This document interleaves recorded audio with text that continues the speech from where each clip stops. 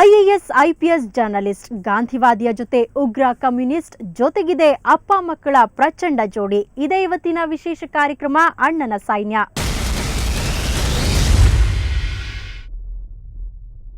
ಹನಿ ಹನಿ ಗೂಡಿದ್ರೆ ಹಳ್ಳ, ತೆನೆ ತೆನೆ ಸೇರಿದ್ರೆ ಬಳ್ಳ ಅಂತಾರೆ. ದಿಲ್ಲಿಯ ಅಧಿಕಾರಸ್ಥರಿಗೆ ಚಳಿ ಜ್ವರ ಹುಟ್ಟಿಸಿರೋ ಅಣ್ಣಾ ಹಜಾರೆ ಅವರ ಟೀಮ್ ನೋಡಿದ್ರೆ ಈ ಮಾತು ನೆನಪಿಗೆ ಬರುತ್ತೆ. ಹೋರಾಟದ ಸಾಗರಕ್ಕೆ ಸಾವಿರಾರು ನದಿಗಳು ಅನ್ನುವಂತೆ ಭ್ರಷ್ಟಾಚಾರದ ವಿರುದ್ಧ ಹೋರಾಟದಲ್ಲಿ ಇಡೀ ದೇಶ ಇವತ್ತು ಒಂದಾಗಿದೆ. ವಿಶೇಷ ಅಂದ್ರೆ ಕೋಟಿ ಕೋಟಿ ಜನರ ತಂಡವನ್ನ ಮುನ್ನಡೆಸ್ತಾ ಇರೋ ತಂಡದ ಹಿನ್ನೆಲೆ ತುಂಬಾ ಕುತೂಹಲಕಾರಿಯಾಗಿದೆ. ಈ ತಂಡದಲ್ಲಿ ಮಾಜಿ ಐಎಎಸ್ ಐಪಿಎಸ್ ಅಧಿಕಾರಿಗಳಿದ್ದಾರೆ. ಅಹಿಂಸಾ ಪರಮೋ ಧರ್ಮೋ ಅನ್ನೋ ಗಾಂಧಿವಾದಿ ಇರುವಂತೆ ನಕ್ಸಲ್ ಬೆಂಬಲಿಗ ಅನ್ನೋ ಆರೋಪಕ್ಕೆ ಗುರಿಯಾಗಿರೋ ಉಗ್ರ ಕಮ್ಯುನಿಸ್ಟ್ ಕೂಡ ಇದ್ದಾರೆ. ದೇಶದ ಕೋಟ್ಯಾಂತರ ನಾಗರಿಕರಿಗೆ ಹೋರಾಟದ ದೀಕ್ಷೆ ಕೊಟ್ಟ ಪುಟ್ಟ ಸೈನ್ಯದ ಬಗ್ಗೆ ಒಂದು ಸ್ಪೆಷಲ್ ರಿಪೋರ್ಟ್ ಇಲ್ಲಿದೆ.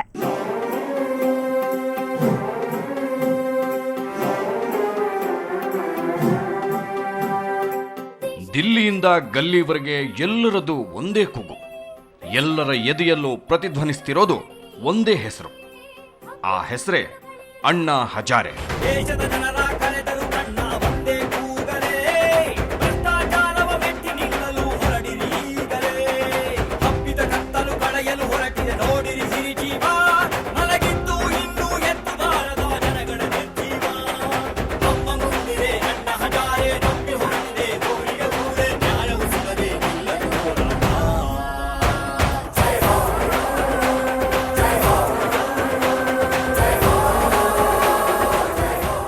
ದಿಲ್ಲಿಯ ಅಧಿಕಾರ ಕೇಂದ್ರದ ಅಂಗಳಕ್ಕೆ ಹೋಗಿ ಅಧಿಕಾರದ ಪರಮೋಚ್ಚ ಪೀಠಕ್ಕೆ ಸವಾಲು ಎಸೆಯೋದಕ್ಕೆ 7 ಗುಂಡಿಗೆ ಬೇಕು.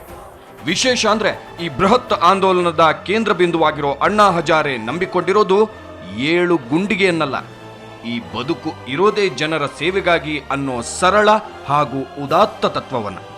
ಇಲ್ಲಿ ಗಮನಿಸಬೇಕಾದ ಸಂಗತಿ ಅಂದ್ರೆ ಈ ತತ್ವ ಅವರ ಬದುಕಿನ ಭಾಗವಾಗುವ ಮುನ್ನ ಅವರು ಒಬ್ಬ ದೇಶ ಕಾಯುವ ಯೋಧನಾಗಿದ್ದರು.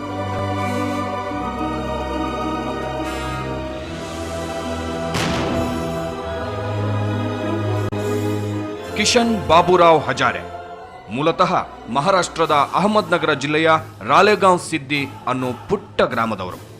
ಒಬ್ಬ ದಿನಗೂಲಿಯ ಮಗನಾಗಿ ಹುಟ್ಟಿ ಬಾಲ್ಯದಲ್ಲಿಯೇ ಬದುಕಿನ ಭೀಕರ ಮುಖಗಳನ್ನು ಕಂಡವರು. ಬಡತನ ಇವರ ಬೆನ್ನು ಬಿಡದಿದ್ದಾಗ ಸಂಬಂಧಿಯೊಬ್ಬರು ಬಾಲಕನ ನೆರವಿಗೆ ಬಂದರು. ಆಗ ಅಣ್ಣ ಮುಂಬೈಗೆ ತಮ್ಮ ವಾಸ್ತವ್ಯ ಬದಲಿಸಿದ್ರು. ಏನೇ ಪ್ರಯತ್ನ ಪಟ್ಟರೂ ಹಜಾರೆ ಓದೋದಕ್ಕೆ ಸಾಧ್ಯವಾಗಿದ್ದು ಕೇವಲ 7ನೇ ತರಗತಿಯವರೆಗೆ ಮಾತ್ರ.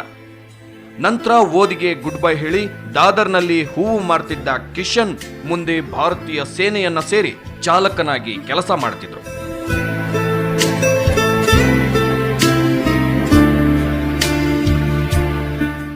ಒಮ್ಮೆ ಪಾಕಿಸ್ತಾನ ಭಾರತೀಯ ಸೈನ್ಯದ ಮೇಲೆ ವೈಮಾನಿಕ ದಾಳಿ ನಡೆಸಿದಾಗ ಹಜಾರೆ ಅಕಸ್ಮಾತ್ ಆಗಿ ಬದುಕುಳಿದು ಅವರ ತುಕುಡಿಯಲ್ಲಿದ್ದವರೆಲ್ಲ ಹತರಾಗಿದ್ರು. ಬದುಕಿನ ಅರ್ಥ ಏನು ಪ್ರಭುವೇ ಅಂತ ಹಜಾರೆ ಯೋಚನೆ ಮಾಡತೊಡಗಿದ್ದು ಆಗ್ಲೇ. ಇವರ ಇಂಥ ಯೋಚನೆಗೆ ಖಚಿತ ದಿಕ್ಕನ್ನು ತೋರಿಸಿದ್ದು ದೆಹಲಿ ರೈಲ್ವೆ ನಿಲ್ದಾಣದ ಬುಕ್ ಶಾಪ್ ಒಂದರಲ್ಲಿ ಸಿಕ್ಕ ವಿವೇಕಾನಂದರ ಪುಸ್ತಕ. 1965 में भारत पाकिस्तान का युद्ध हुआ. मैं देखा मेरे सब साथी चले गए और मैं बच गया. तो विवेकानंद से जीवन समझ में आ गया था. अभी है ये मेरा पुनर्जन्म है, वो सेवा के लिए अर्पण करना. ನಂತರ 60ರ ದಶಕದ ಮಧ್ಯ ಭಾಗದಲ್ಲೊಮ್ಮೆ ಹಜಾರೆ ರಸ್ತೆ ಅಪಘಾತದಲ್ಲಿ ಅಕಸ್ಮಾತ್ ಆಗಿ ಬದುಕುಳಿದ್ರು. ಆಗಲೇ ತಮ್ಮ ಬದುಕನ್ನ ಜನರ ಸೇವೆಗೆ ಮುಡಿಪಾಗಿಡಬೇಕು ಅಂತ ಹಜಾರೆ ತೀರ್ಮಾನಿಸಿದ್ದು. ಆಗ ಇವರಿಗೆ ಕೇವಲ 38 ವರ್ಷ. 1978ರಲ್ಲಿ ಸೇನೆಯಿಂದ ನಿವೃತ್ತಿ ಪಡೆದ ಅಣ್ಣ ರಾಲೇಗಾಂವ್ ಸಿದ್ದಿಗೆ ವಾಪಸ್ ಬಂದರು. ಬಂದವರು ತಮ್ಮ ಮನೆಗೂ ಹೋಗದೆ ಸಂತ ಯಾದವ್ ಬಾಬಾ ದೇವಸ್ಥಾನಕ್ಕೆ ಹೊಂದಿಕೊಂಡಂತಿರೋ ಸಣ್ಣ ಕೊಠಡಿಯಲ್ಲಿ ವಾಸ್ತವ್ಯ ಹೂಡಿದ್ರು. ಬರ ಬಡತನ ತುಂಬಿದ್ದ ಬೆಂಗಾಡಿನಲ್ಲಿ ಹಸಿರು ಉಕ್ಕಿಸಿದ್ರು.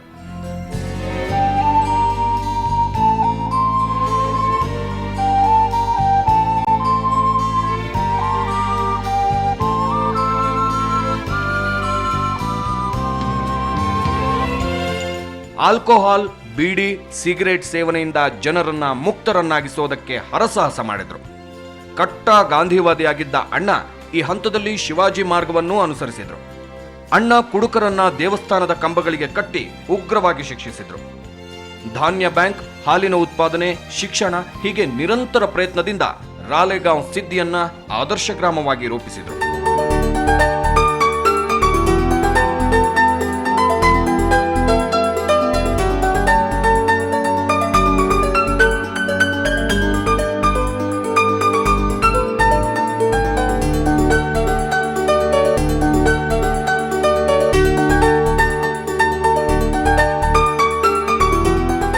ನಂತರ ತಮ್ಮ ಕಾರ್ಯಕ್ಷೇತ್ರವನ್ನ ರಾಜ್ಯ ಮಟ್ಟಕ್ಕೆ ವಿಸ್ತರಿಸಿದ್ರು. ಭ್ರಷ್ಟ ರಾಜಕಾರಣಿಗಳಿಗೆ, ಕಮಾಯಿ ವೀರ ಅಧಿಕಾರಿಗಳಿಗೆ ಸಿಂಹ ಸ್ವಪ್ನರಾದ್ರು. 1991ರಲ್ಲಿ ಭ್ರಷ್ಟಾಚಾರ ವಿರೋಧಿ ಜನಾಂದೋಲನ್ಗೆ ಚಾಲನೆ ನೀಡಿದ್ರು. ಭ್ರಷ್ಟಾಚಾರ ವಿರೋಧಿಸಿ ಅನೇಕ ಬಾರಿ ಜೈಲಿಗೂ ಹೋಗಿ ಬಂದ್ರು. ಹಾಗೆಯೇ ಭ್ರಷ್ಟ ಸಚಿವರನ್ನ ಮನೆಗೆ ಕಳಿಸೋದಕ್ಕೆ ಕಾರಣರಾದ್ರು. ಇವರ ಹೋರಾಟದ ವೈಖರಿ ಹೇಗಿತ್ತು ಅಂದ್ರೆ ಅದೊಂದು ಬ್ಲಾಕ್ ಮೇಲ್ ತಂತ್ರ ಅಂತ ಶರದ್ ಪವಾರ್ ಹಾಗೂ ಬಾಳಾ ಠಾಕ್ರೆ ಅಂಥವರು ಕೆಂಡ ಕಾಡಿದ್ರು. ವಿಶೇಷ ಅಂದ್ರೆ ಇವತ್ತು ಕೋಟ್ಯಾಂತರ ಮಂದಿಗೆ ದೇಶದ ಭವಿಷ್ಯದ ಬಗ್ಗೆ ಭರವಸೆ ಹುಟ್ಟಿಸಿರೋ ಅಣ್ಣ ಹಿಂದೊಮ್ಮೆ ತಾವೇ ಬದುಕಿನ ಬಗ್ಗೆ ಭರವಸೆ ಕಳೆದುಕೊಂಡು ಆತ್ಮಹತ್ಯೆಗೆ ಪ್ರಯತ್ನಿಸಿದರು.